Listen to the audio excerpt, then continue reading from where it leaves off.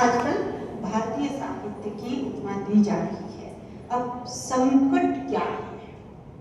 संकट है कुछ एक दो संकट की चर्चा करने से पहले एक दो और मुद्दे जिनको बताना बेहद आवश्यक है। जो आजकल के जो विमर्श हैं, डिस्कोर्सेस है,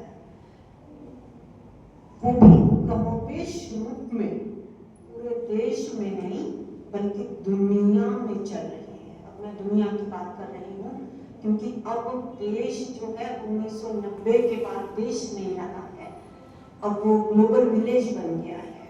अब आपके पास जो संसाधन है, जो रिसोर्सेस हैं, उनकी मार्फत आप 2 मिनट में दुनिया के किसी भी कोने में बातचीत कर सकते हैं।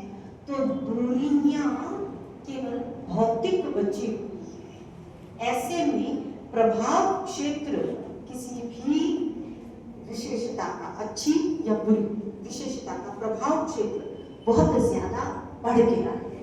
और निश्चित रूप से विमर्शों में उसको देखा जा सकता है।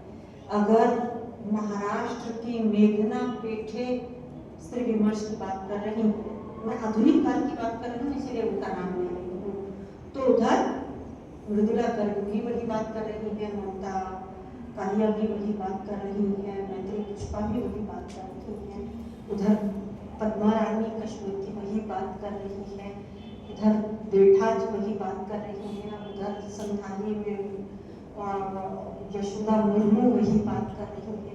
ये एक साथ जो ब्रेक हो रहा है, दलित विमर्श वही स्थिति है, आदिवासी विमर्श वही स्थिति है, अब किन्नर विमर्श वही स्थिति है, और कुछ वैश्विक संदर्भ लेकर वैश्विक संदर्भों ने भारतीयत्व पर जो प्रभाव डाले हैं उसकी वजह से गे विमर्श, जो नॉट जस्ट गे, एलजीबीटीक्यू विमर्श डिस्कोर्सेस, जो लेस्बियन का भी, गे का भी, जो विमर्श पश्चिम में चल रहा था उसका असर अब भारत में दिखाई दे रहा था। इसीलिए जो हमारे यहाँ किन्नर विमर्श तक सीमित था वो अब एलजीबीटीक्यू विमर्श में तब्दील होता जा रहा है बहुत तेजी से।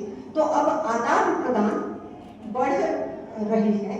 और अब जिस संकट की मैं चर्चा कर रही थी वो संकट है नव उपनिवेश का। अब तक की बात आसान थी।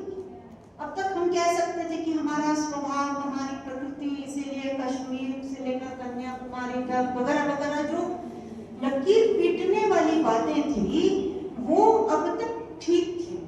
लेकिन अब वो मामला गड़बड़ हो गया है और भारत के लिए, भारतीय साहित्य के लिए, भारतीय लोगों के लिए और संपूर्ण भारत बोध के लिए एक अत्यंत संकट भरा काल पिछले 20 साल से शुरू हो गया है।